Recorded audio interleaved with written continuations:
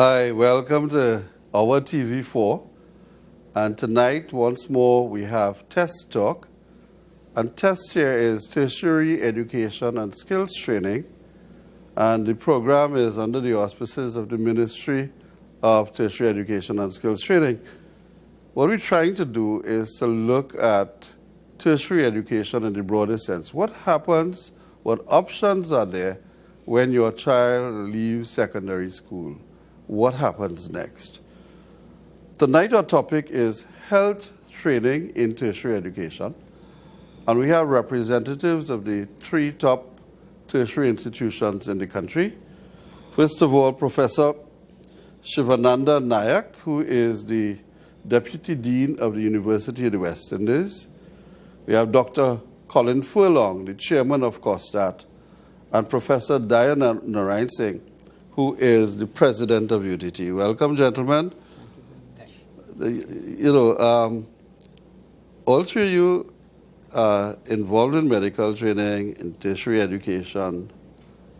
But it seems to me that we need, before we start to talk about who's offering what and why and what are the options available, some kind of context for health overall and what it is like in terms of the extent to which health has changed and how we define health has changed, and tertiary education, the context for in which health, we're looking at health tonight and analyzing the opportunities.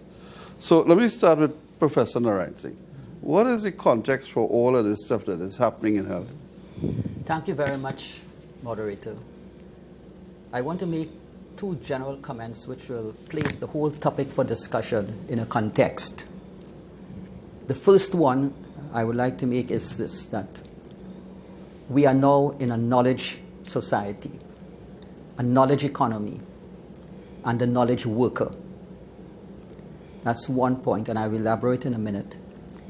And secondly, what are the sort of skill sets that is required for a 21st century healthcare worker or healthcare system, the new skill sets.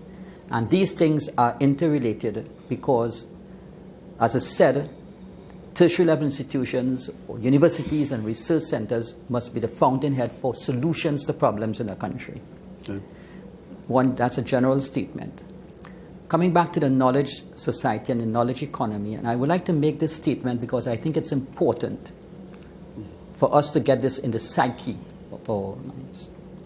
One is that, we're talking about rich countries and poor countries, developing countries, those with emerging economies, the BRICS, the Mint countries, etc. But how is this fitting in with a knowledge society? And therefore, I have been proposing over the last year or two that we redefine that definition. And you'll see the context in which I'm coming, in that we should be classifying countries as simply category 1. Those countries which generate knowledge and use that knowledge to create wealth for the benefit of all its people. Okay. And the second category are those countries which use the knowledge to create wealth for the benefits of people. And the third category are those countries which neither generate the knowledge nor use it to create wealth. Okay. So we are in the age of what is called a knowledge society, and therefore in all our facets of operations, the knowledge worker becomes critical. Coming to in terms of a modern healthcare system we are talking about, there's a new paradigm in the kind of worker and healthcare. For instance, it's moving away from doctor-centric or hospital-centric to patient-centric. Okay. And people are talking about bedside monitoring of patients at home. And obviously, you see what is happening. No, that is a shift. Yeah. The second paradigm shift, now we're talking about a new quality management system, a new knowledge management system that we are supposed to be instituting in all our organizations, whether it's healthcare, whether it's in transportation, etc. It's common. The third thing with respect to is technology and e-healthcare, which is now the big thing. And the other one, of course, which is linked to, the patient-centric, is the fact that community healthcare is now becoming a very important thing. Okay, let me ask you. Dr. Furlong, you spent a lot, most of your life in the education area. It seems to me, though, that what Professor Narayan Singh is saying and how it is put into practice in Trinidad, you've had 3 typologies of countries. I'm not sure where you put Trinidad and Tobago in the first place. And secondly, I mean, where does COSTAT fit into this scheme of generating or creating knowledge and the extent to which that knowledge is applied or not applied? Well, let's also define what health is. Okay. Health is not simply the absence of disease, but is a state of well-being, and that includes all aspects of health, including mental health. So we have to look at a broad picture of what healthcare provision is. It's maintaining well-being of the society, one, and the well-being of individuals. And in that context, defining as patient-centric, to me, I would always like to think that healthcare was patient-centric. I would hardly like to think that there was a time when healthcare was not patient-centric to start with.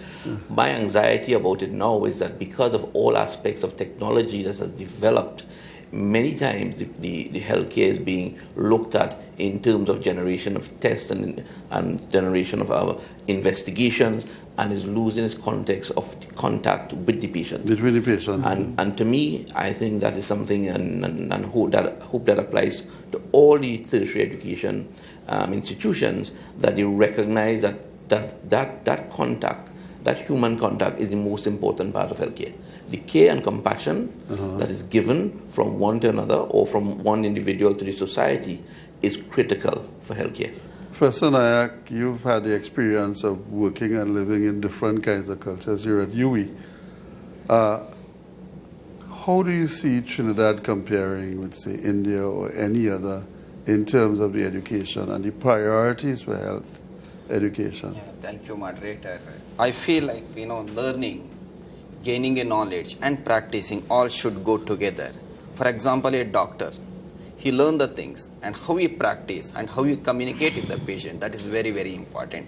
We say that prevention is better than curing, always. This communication is very important for the doctor to deal with the patient. Even his good talk with the patient may cure some diseases sometimes.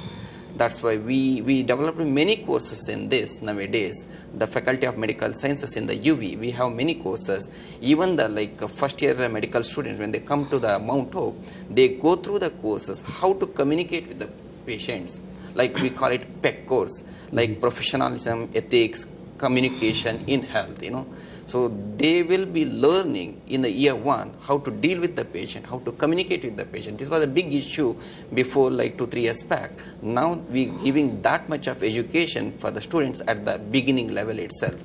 That's why when they become a doctor, they can deal with the patient in such a way that they can prevent the disease, not only curing. That is very, very important for the medical profession. That sounds interesting, but Professor, let me come back to you with you, Professor Narayan Singh. Where does Trinidad fit? 1, 2, or 3? Well, does it generate? Does it use? Well, I or think we does are it do neither? just coming into category 2. Just coming into category 2. And to what extent is UTT or the tertiary education helping us to make that transition? I'll tell you, if you look at the mission statement of UTT, and that was developed 10 years ago, and that's important to note, and it's unique among educational institutions in the Caribbean. It states to be an entrepreneurial university designed to produce entrepreneurs, spawn companies, and create wealth for the benefit of its people. That's the mission, that's what is driving UTT, and that's why it started